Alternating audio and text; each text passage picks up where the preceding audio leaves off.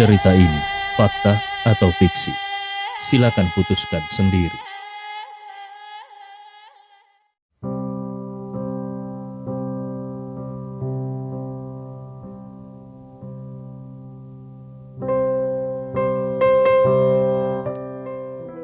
Edo sudah benar-benar kehilangan akal sehatnya. Pada saat ini, sugesti psikologis yang diberikan oleh Andi sangat kuat. 3 teman sekelasnya berusaha keras untuk menariknya, tetapi Edo berbaring di tanah seperti anjing gila sambil menciumi kotoran dan mengutuk. Dosen bersama beberapa dokter kebetulan berlari keluar dan melihat pemandangan ini. Dokter-dokter yang sudah terbiasa melihat pasien gangguan jiwa pun terpana.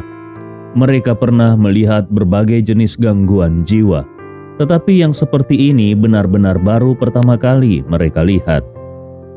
Sungguh terlalu menjijikkan. Segerombolan dokter segera maju untuk menarik Edo dari kotoran anjing tersebut, lalu mengikatnya di ranjang khusus dengan sabuk pengaman. Baru kemudian membawanya ke rumah sakit jiwa. Saat ini seluruh institut keuangan sedang heboh dengan video Edo.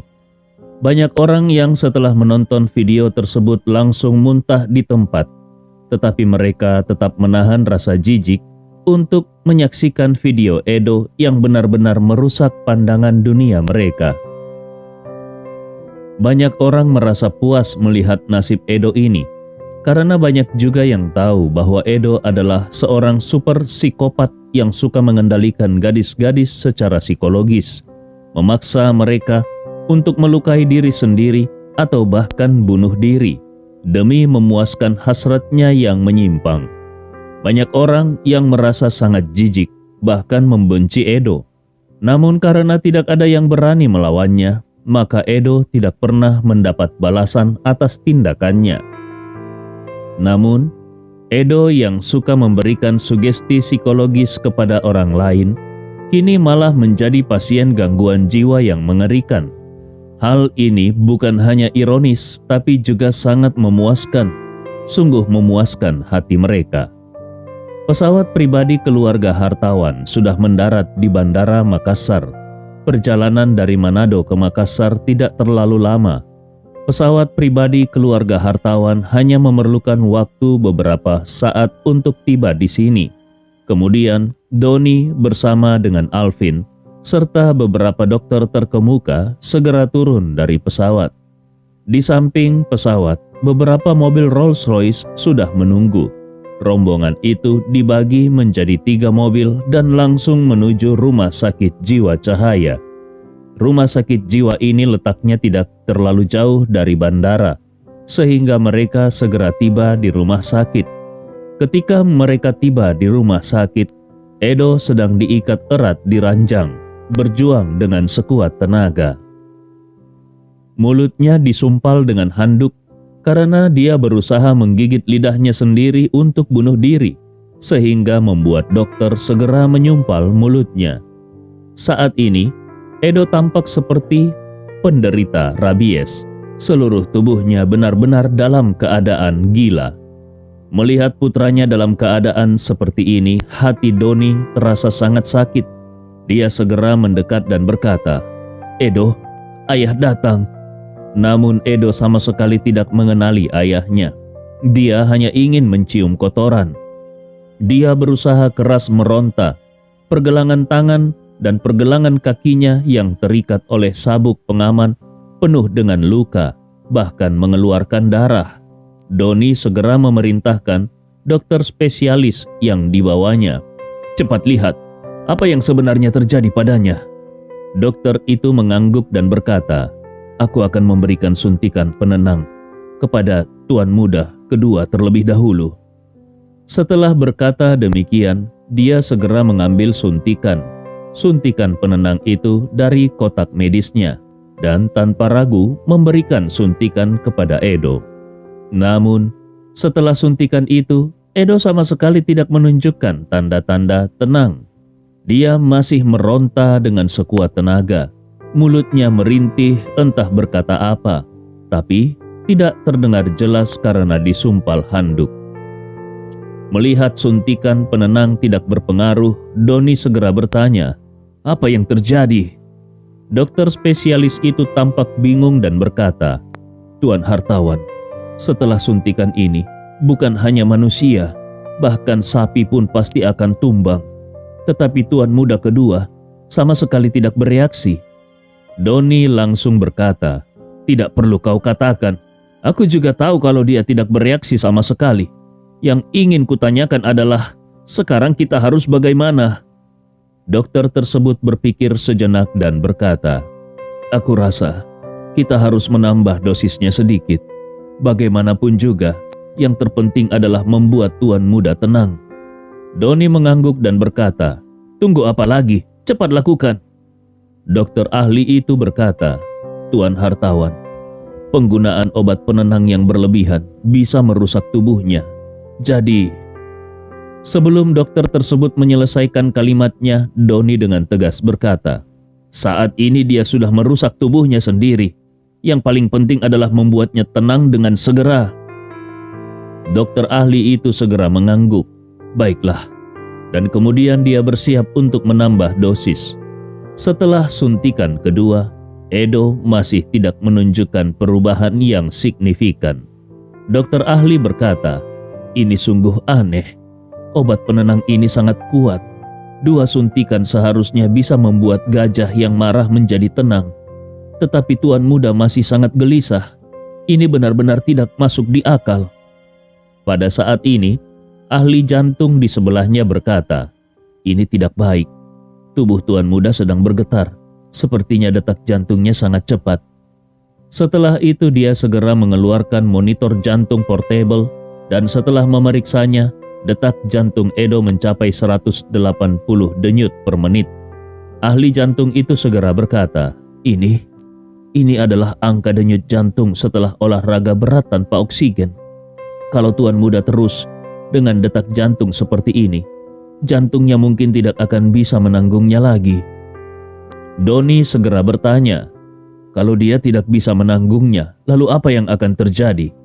Ahli jantung berkata, "Kalau dia tidak bisa menanggungnya, maka akan terjadi gagal jantung atau aritmia.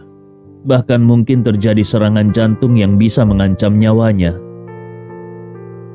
Doni bertanya dengan cemas, "Lalu apa yang harus dilakukan?" Ahli jantung berkata, "Cara terbaik adalah segera membuat tuan muda tenang. Kalau tidak, jantungnya tidak akan bisa menahan terlalu lama." Ahli jiwa di sebelahnya berkata, "Tetapi tuan muda kedua tidak bisa tenang sekarang. 2 suntikan penenang sudah diberikan, tetapi dia masih tidak menunjukkan tanda-tanda perbaikan."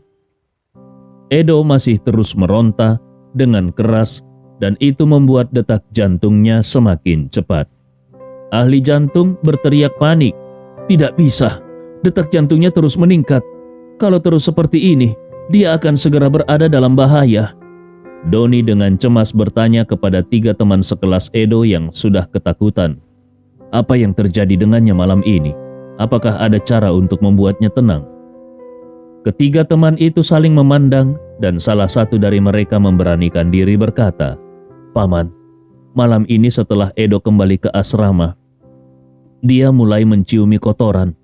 Saat dia ingin mencium kotoran, tidak ada yang bisa menghentikannya. Dan hanya setelah melakukan hal itulah dia bisa kembali tenang. Kedua dan ketiga, yang ketiga kali juga sama." Raut wajah Doni menjadi sangat dingin saat berkata, "Jadi, dia hanya bisa tenang setelah mencium kotoran, begitu?" Mereka segera mengangguk secara serempak. "Iya, benar sekali." Kakak Edo yaitu Alvin tidak bisa menahan diri dan berkata, "Ayah, apakah ini karena ada orang yang sengaja membalas dendam kepada Edo? Lagi pula selama 2 tahun lebih kuliah, Edo memang telah menyakiti beberapa gadis dari keluarga miskin. Bahkan ada yang meninggal." Dengan wajah tanpa ekspresi, Doni berkata, "Kau sendiri juga mengatakan kalau mereka semua gadis dari keluarga miskin. Baik yang masih hidup maupun yang keluarganya sudah meninggal. Mereka tidak punya kemampuan untuk membuat masalah besar.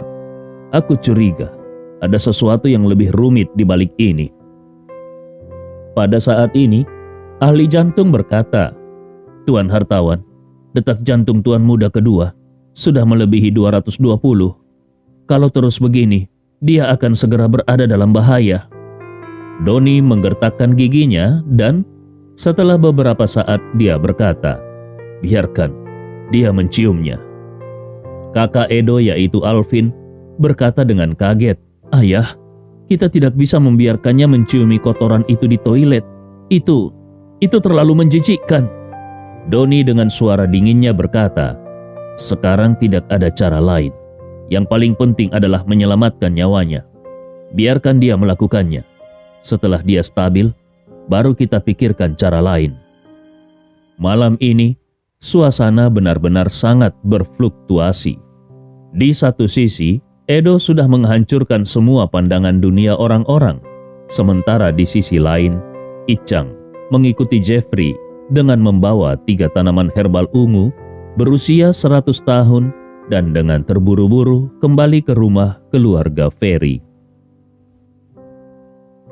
Di pelelangan tadi, Ichang gagal mendapatkan tanaman herbal ungu istimewa berusia 300 tahun. Hatinya hancur aduk antara kecewa dan rasa lega. Kekecewaannya karena tanaman herbal ungu 100 tahun jelas tidak sebanding dengan yang berusia 300 tahun. Namun dia juga merasa lega karena berhasil menghemat lebih dari 90 juta. 3 tanaman herbal ungu 100 tahun itu dibeli dari seorang teman Jeffrey dengan harga hanya 3 juta. Sedangkan Andi harus mengeluarkan 100 juta untuk mendapatkan tanaman herbal ungu berusia 300 tahun itu. Membandingkan hal ini, membuat Ichang merasa jauh lebih nyaman. Saat ini, dia hanya berharap resep obat yang telah dimodifikasi oleh keluarga Ferry bisa menyembuhkan penyakit yang menghantuinya. Karena obat ini merupakan harapan masa depan keluarga Ferry, maka seluruh anggota keluarga Ferry pun hadir. Bahkan kepala keluarga Ferry, yaitu Usman Ferry, yang meskipun tubuhnya lemah, tetap datang ke ruang tamu yang luas untuk mengawasi. Usman yang berusia lebih dari 60 tahun, dengan rambut putih dan wajah penuh keriput, berjalan terhuyung-huyung dan pinggangnya tidak bisa lurus. Jelas terlihat bahwa dia terlalu banyak bermain dengan wanita ketika muda, sehingga menyebabkan kekurangan energi vital. Profesor Jack, ahli farmasi utama keluarga Ferry, saat ini sedang membimbing beberapa asisten di ruang tamu keluarga Ferry. Dia menyiapkan reaktor mini, mesin ekstraksi, dan sentrifuge untuk mencampurkan obat sesuai resep baru. Meskipun mereka tidak mendapatkan tanaman herbal ungu istimewa berusia 300 tahun, namun Profesor Jack tetap memutuskan untuk mencoba menggunakan tanaman herbal ungu berusia 100 tahun. Karena kalau obat ini benar-benar harus menggunakan tanaman herbal ungu berusia 300 tahun, maka produksi massalnya akan sangat sulit. Bagaimanapun, bahan obat ini terlalu mahal dan langka serta sulit untuk didapat.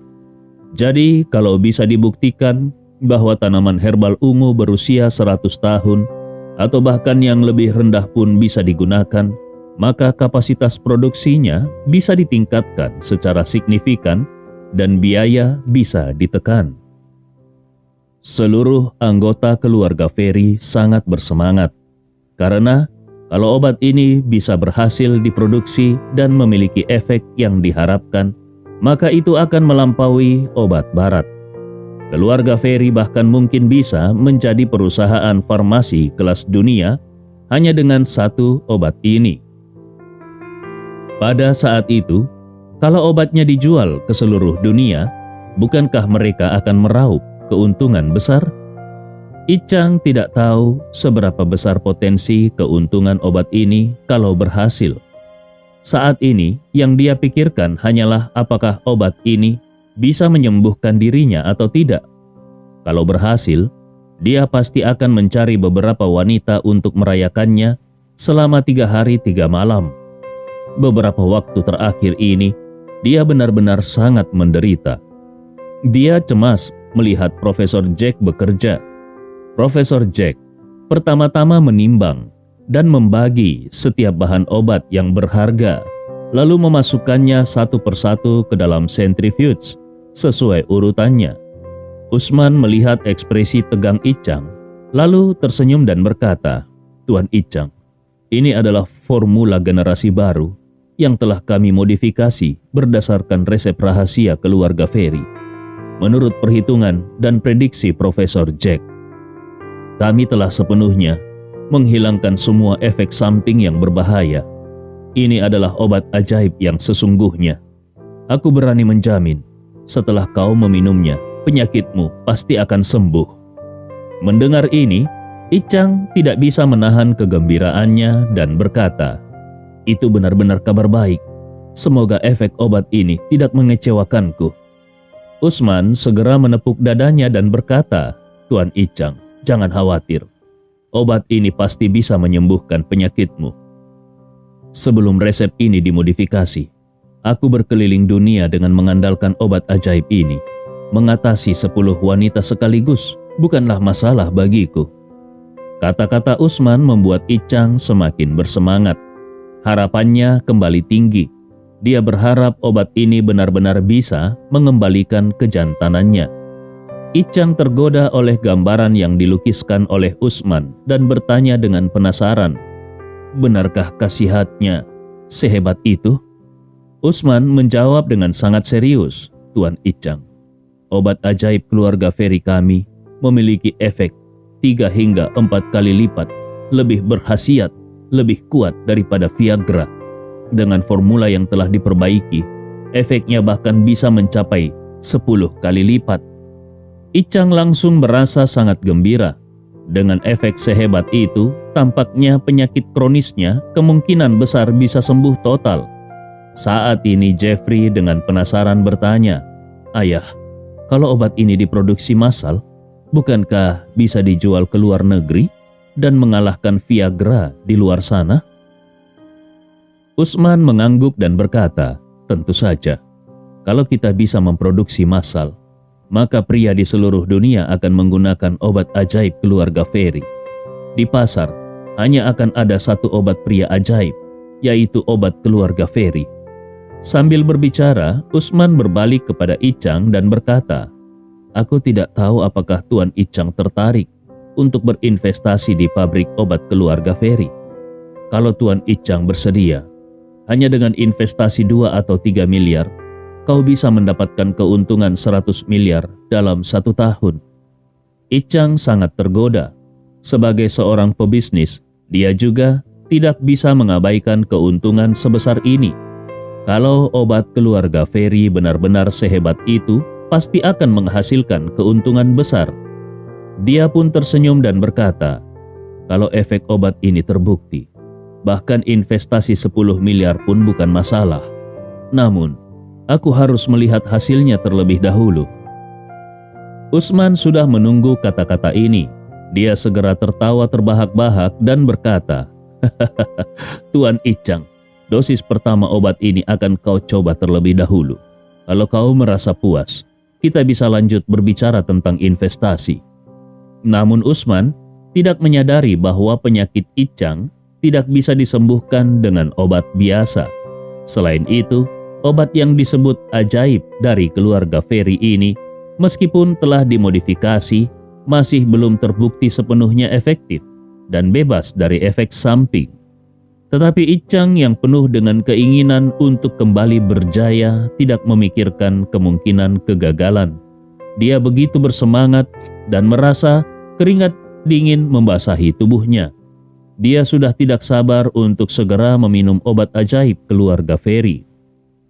Saat ini, Profesor Jack sudah menyelesaikan persiapan obat ajaib. Dalam centrifuge, semua bahan obat telah dipisahkan dan akhirnya Profesor Jack memurnikan semuanya menjadi satu mangkuk ramuan berwarna ungu tua. Profesor Jack membawa ramuan itu dan meletakkannya di depan semua orang sambil berkata, "Tuan Usman, obat barunya sudah selesai. Di udara langsung tercium aroma obat yang lembut, yang membuat semua orang merasa hangat dan kering di tenggorokan. Tampaknya efek obat ini memang sangat kuat.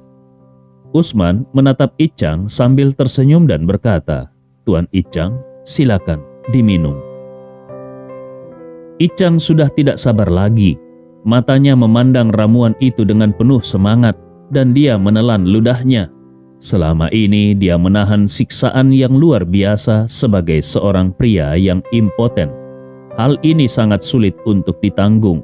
Tidak hanya penderitaan fisik, pukulan psikologis juga membuat Icang menderita. Untungnya nasib baik membawanya ke obat ajaib keluarga Ferry. Tampaknya hari ini akhirnya dia bisa kembali berjaya. Icang memegang mangkuk obat ungu tua itu dengan penuh antusias dan langsung meminumnya sampai habis. Semua orang memperhatikan setiap gerakannya, termasuk Kasnah.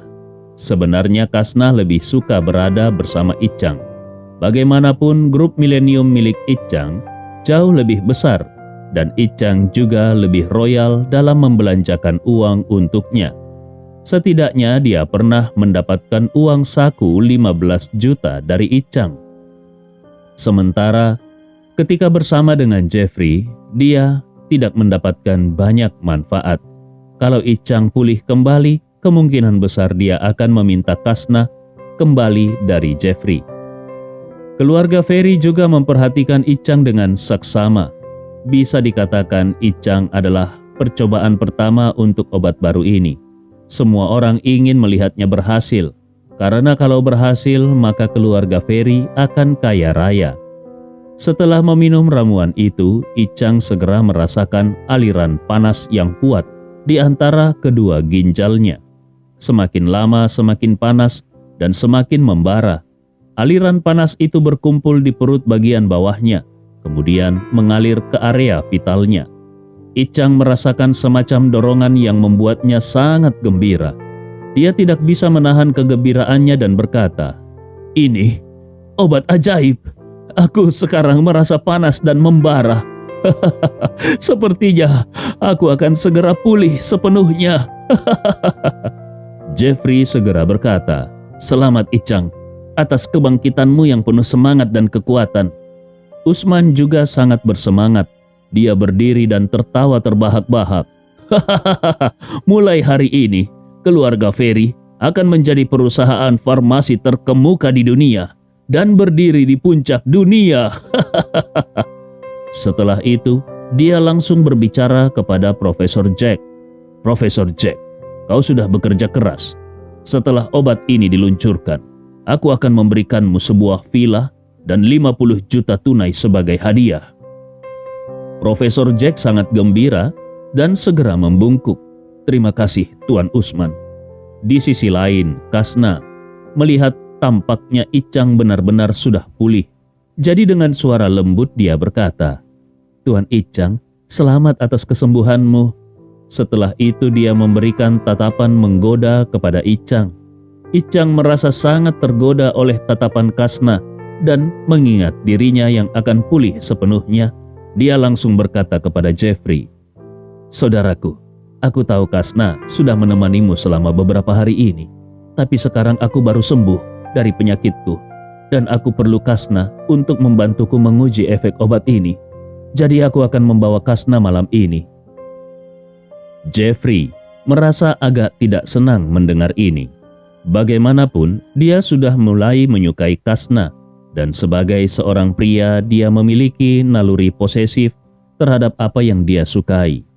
Namun, mengingat kalau Kasnah adalah hadiah dari Icang, dan sekarang Icang membutuhkan seseorang untuk menemani dan menguji efek obatnya, maka tentu tidak masalah untuk memberikan Kasnah untuk sementara waktu.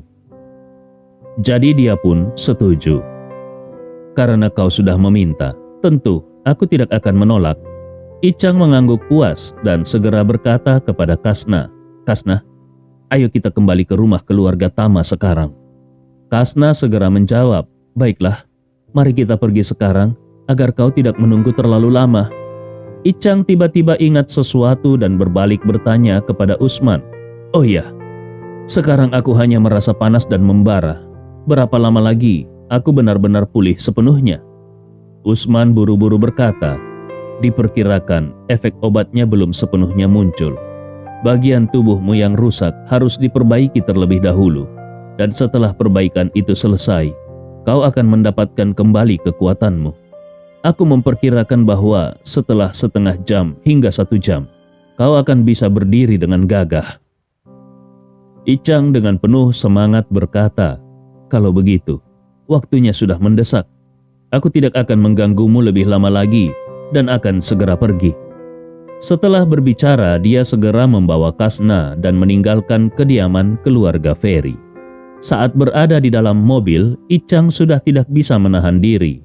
Sambil mengemudi, dia merasa gelisah dan berkata, "Panas ini semakin kuat dan kuat, tetapi sepertinya belum mencapai tempat yang diinginkan." Kasna buru-buru berkata, "Bukankah Tuan Usman mengatakan bahwa kekuatan obat harus memperbaiki bagian yang rusak terlebih dahulu sebelum kemudian bisa bekerja sepenuhnya?" Icang mengulurkan tangannya untuk melingkarkan lengannya di pinggang Kasna dan berkata dengan serius, "Kasna, setelah aku benar-benar sembuh, kau akan tetap mengikuti aku. Selama kau melayani aku dengan baik di masa depan, aku akan memastikan kemuliaan dan kekayaanmu seumur hidup, dan kau akan menikmatinya tanpa henti." Kasna berkata dengan ekspresi menawan, "Aku pasti akan melayanimu dengan baik." Icang mengangguk dan kemudian berkata dengan suara kejam, "Si Andi itu hampir membuatku tidak bisa menjadi laki-laki. Aku tidak boleh membiarkannya lolos begitu saja." Kali ini di Makassar, dia sudah beberapa kali kalah di tangan Andi Rewa. Dia bukan hanya kehilangan kehormatannya, tetapi juga harus memanggil Andi dengan sebutan bos besar beberapa kali.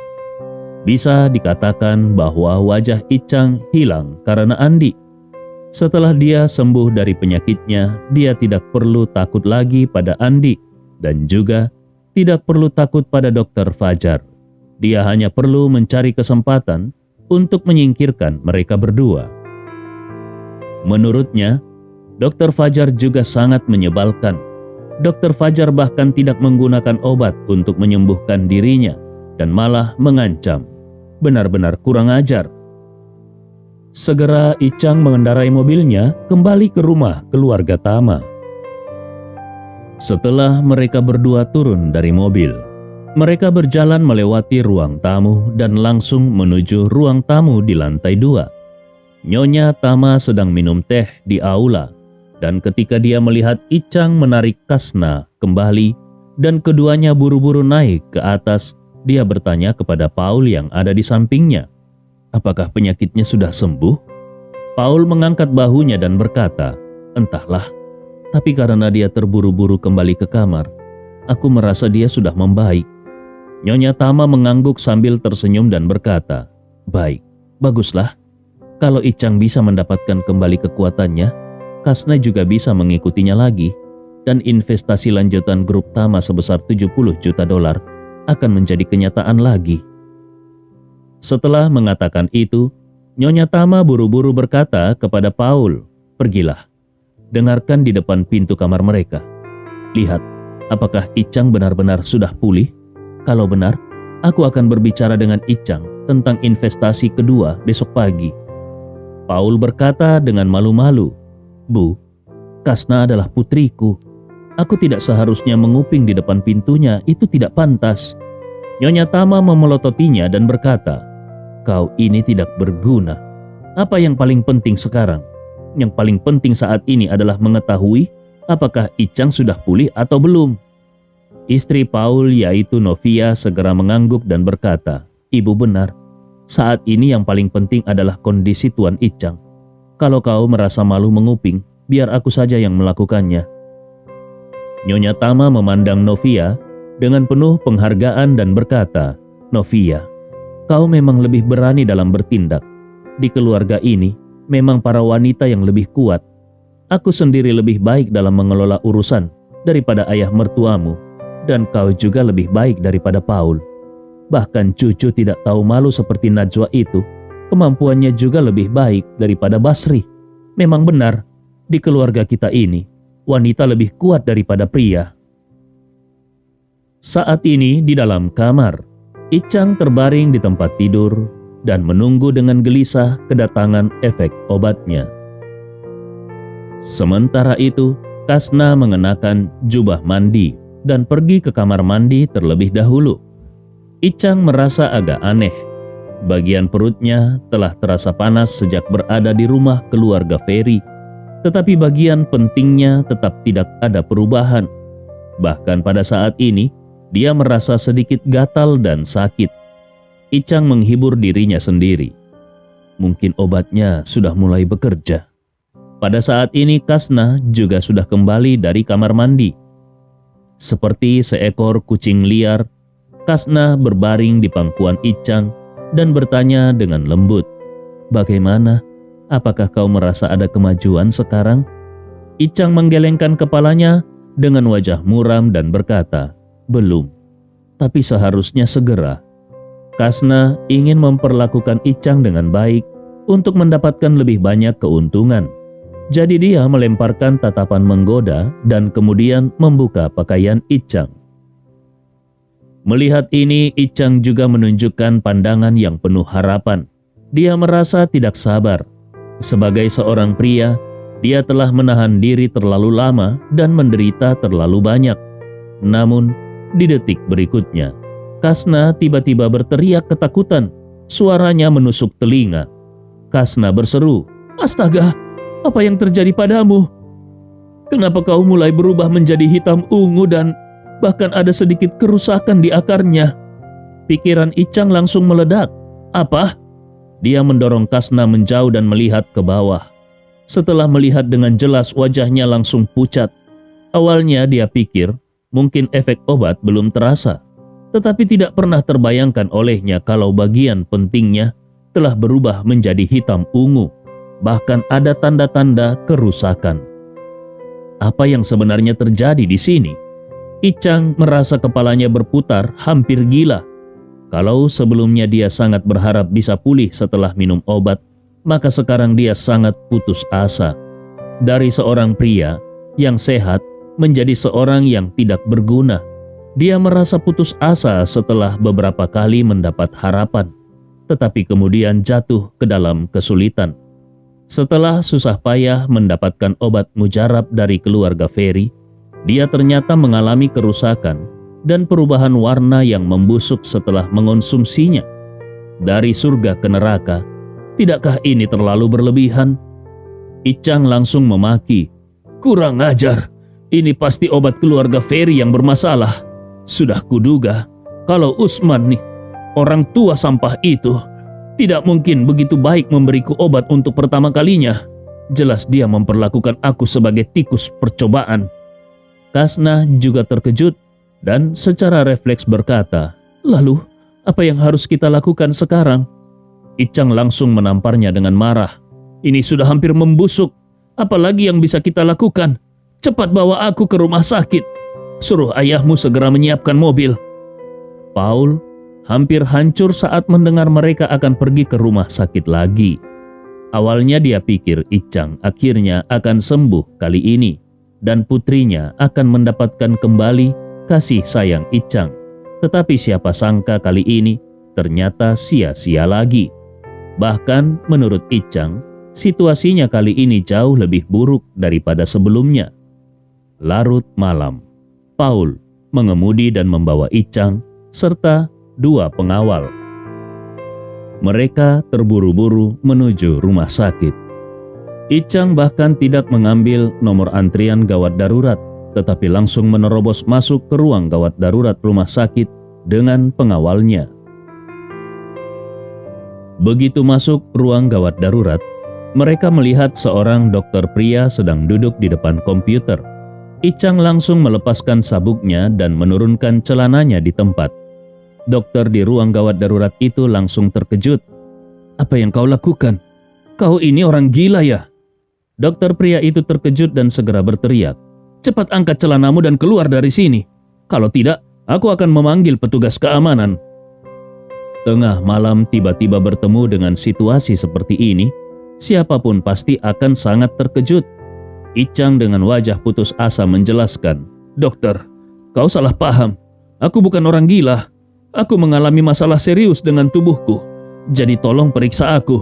Jika tidak, semuanya ini akan rusak." Saat ini infeksinya sudah semakin parah. Dokter pria itu melirik. Dia terkejut dan menarik nafas dalam-dalam. "Jaringan tubuhmu ini sudah sepenuhnya mati." Icang terkejut. "Sepenuhnya mati? Maksudnya apa?"